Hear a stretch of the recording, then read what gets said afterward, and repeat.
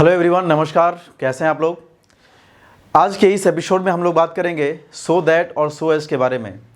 आप में से एक विद्यार्थी ने सवाल हमसे किया था कि सर सो दैट और सो एज में क्या डिफरेंस होता है, जबकि दोनों का जो यूज़ है वो पर्पस को शो करने के लिए करते हैं। बिल्कुल सही बात है, यानी सो दैट का और सो एज का दोनों का यूज़ हम लोग पर्पस को शो करने के लिए करते हैं, यानी उद्देश्य को दर्शाने के लिए करते हैं। लेकिन फिर भी दोनों में एक छोटा सा डिफरेंस है। आइए जानते हैं उस डिफरेंस को कि दोनों में मेन डिफरेंस क्या है। तो जैसा कि मैंने पहले ही बताया आपको कि शो दैट है ना और सो एज, ये दोनों का यूज़ हम लोग पर्पस को दर्शाने के लिए करते हैं, यानी उद्देश्य को दर्शाने के लिए करते हैं। ठीक है, दोनों मिलके क्या करता है, ये भी इंडिविजुअली उद्देश्य दर्शाता है और ये भी उद्देश्य यानी पर्पस को शो करता है। ठीक है, तो सबसे बड़ा जो दोनों में डिफरेंस क्या हुआ, डिफरेंस ये हुआ कि सो दैट जिस एक्सप्रेशन के साथ आता है वो अपने साथ एक क्लाउज को इंट्रोड्यूस करता है। और क्लाउज के बारे में छोटी सी बात इतना जान लीजिए कि क्लाउज में एक सब्जेक्ट और एटलीस्ट कम से कम एक ट्रांजिटिव वर्ब होने चाहिए। ठीक है, यानी सब्जेक्ट और वर्ब क्लाउज।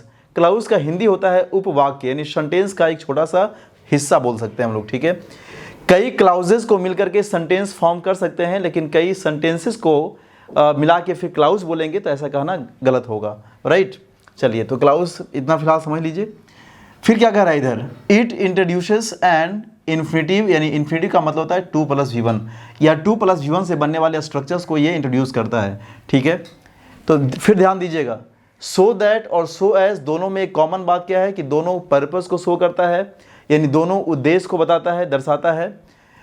डिफरेंस क्या है, तो ये जो है अपने साथ यानी अपने बाद जो है क्या लेके आता है, क्लाउज को इंट्रोड्यूस करता है, क्लाउज लेके आता है। जबकि सो एज अपने बाद इन्फिनिटिव को इंट्रोड्यूस करता है, यानी इन्फिनिटिव लेकर आता है। तो अभी आपने देखा कि सो दैट और सो एज में एक सिमिलरिटी है और एक दोनों में क्या है, डिफरेंस है। तो अक्सर लोगों का कन्फ्यूजन क्या होता है, इसी डिफरेंस को लेकर होता है कि सर हम लोग जैसे कई सेंटेंस फिल करने के लिए आ गया, आइए एग्जाम्पल से क्लियर करते हैं उसको, कैसे एग्जाम में क्वेश्चन आता है। जैसे मान लिया, जैसे क्वेश्चन यहाँ दिया है, the children hid behind a wall. बच्चे लोग, हीड यहाँ पे पास्ट फॉर्म है, हीड बिहाइंड ए वॉल, बच्चे लोग दीवार के पीछे छिप गए, so that no one would see them, ताकि कोई भी उन्हें ढूंढ ना सके, है ना, देख ना सके। यहाँ सो दैट है। एग्जाम में कई बार क्या करेगा, यहाँ सो एस कर देगा। तो कैसे पहचानना है आपको, फिर वही तरीका देखिए अप्लाई करिए। यहाँ पे आप देखिए नो वन यहाँ पे क्या है, नो वन, या फिर ऐसे लिख सकते हैं, ये सब्जेक्ट हो गया, वुड यहाँ क्या हो गया, वर्ब हो गया। तो सब्जेक्ट और वर्ब है ना, वुड मॉडल है, दोनों मिला के क्या है, ऑक्सिलरी वर्ब और ये मेन वर्ब है। तो क्या हो गया, सब्जेक्ट और वर्ब रहेगा, मतलब क्या है, क्लाउज को इंट्रोड्यूस कर रहा है। तो स्वाभाविक है कि यहाँ पे सो एज नहीं होगा, बल्कि क्या होगा, सो दैट होगा। ठीक है, जबकि आइए इस हिस्से में देखते हैं हम लोग, we went by side street, हम लोग साइड से गए, so as to avoid crowds, ताकि भीड़ से हम बच सके, अब भीड़ को अवॉइड करने के लिए। अब देखिए यहाँ क्या लिखा हुआ है, टू अवॉइड। टू अवॉइड यानी कि यहाँ पे ये इन्फिनिटिव का बना हुआ स्ट्रक्चर है, इसलिए हमने यहाँ पे क्या किया है, सो एज का यूज़ कर दिया है। ठीक है, तो आपने अभी देखा कि दोनों जो है ये क्या कर रहा है, पर्पस को शो कर रहा है, लेकिन एक टर्म यहाँ पे है जो आगे क्लाउज को इंट्रोड्यूस कर रहा है, तो आपने सो दैट का यूज़ कर दिया। और जब यहाँ पे आगे इन्फिनिटी को इंट्रोड्यूस कर रहा था, तो आपने यहाँ पे सो एज का यूज़ कर दिया। राइट, आइए एक एग्जाम्पल और देखें हम लोग। फिर देखिए क्या लिखा है, दे अराइव्ड अर्ली, वह सुबह है ना, अराइव मतलब क्या होता है, पहुंचना, आगमन करना। वह एकदम अर्ली मॉर्निंग में अराइव किया, so that they might get a good seat. ठीक है, ताकि वो क्या, एक अच्छा सीट ले सके। यानी कि यहाँ पे सो दैट का यूज़ क्यों किया गया है, तो आप खुद कह सकते हैं कि सर आगे कहीं ना कहीं क्लाउज को इंट्रोड्यूस किया गया होगा।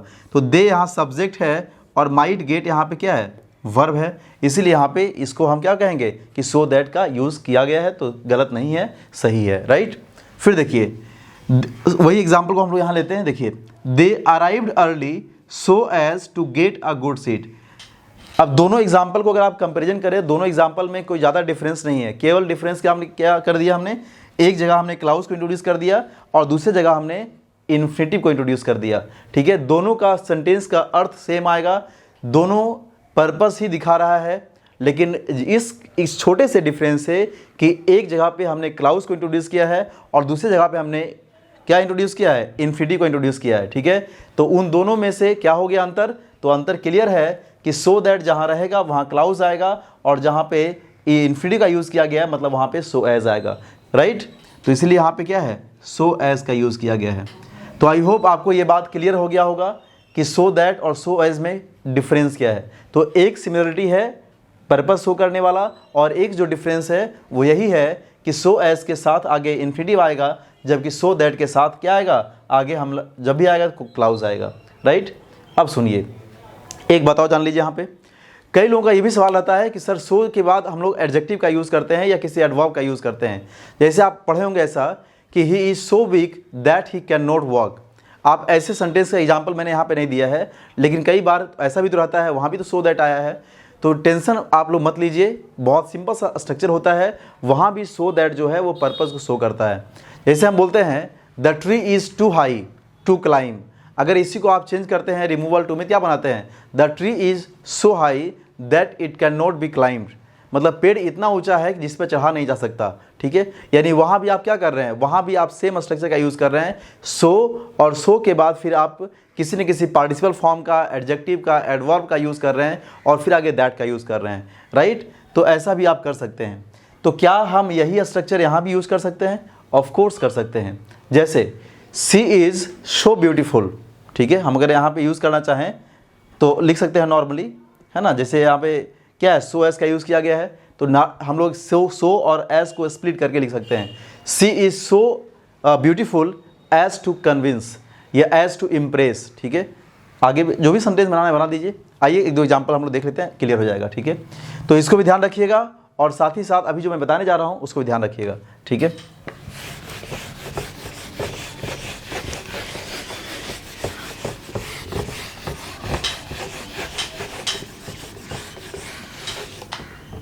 चलिए,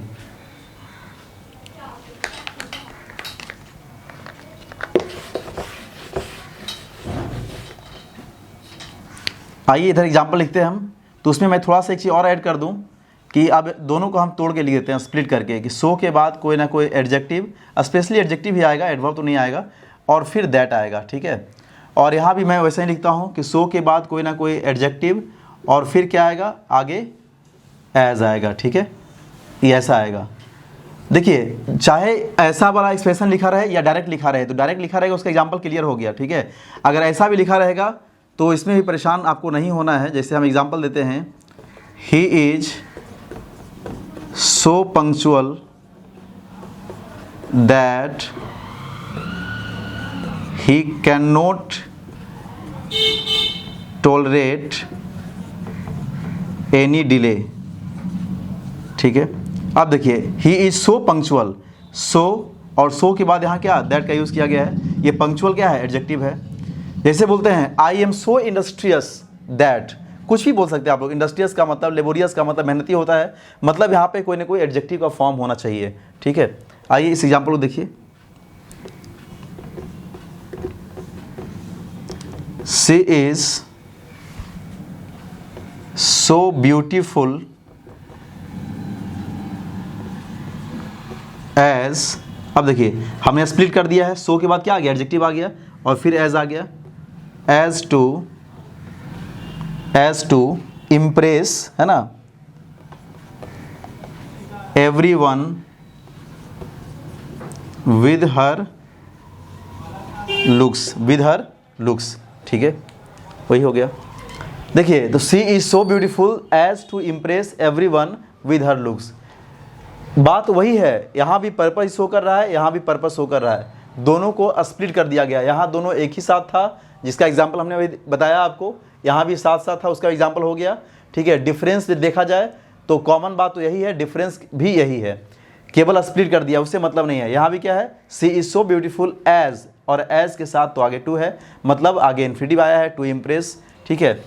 he is so punctual that he can not tolerate any delay, वह इतना पंक्चुअल है कि वह क्या है, बिल्कुल मतलब देर बिल्कुल बर्दाश्त नहीं कर सकता है। तो वही बात होगी यहाँ पे, ठीक है। तो आई होप कि आपको ये बात अच्छे से क्लियर हो गया होगा। तो इस ढंग के सवाल अगर आपके मन में आते हैं तो ज़रूर पूछा करिए आप लोग, क्योंकि हर तरह का जवाब हम आपको पूरे एक्सप्लेनेशन के साथ देने की कोशिश करेंगे। और जिन बच्चों ने ये सवाल पूछा था उसको बढ़िया से देख लीजिएगा, पढ़ लीजिएगा।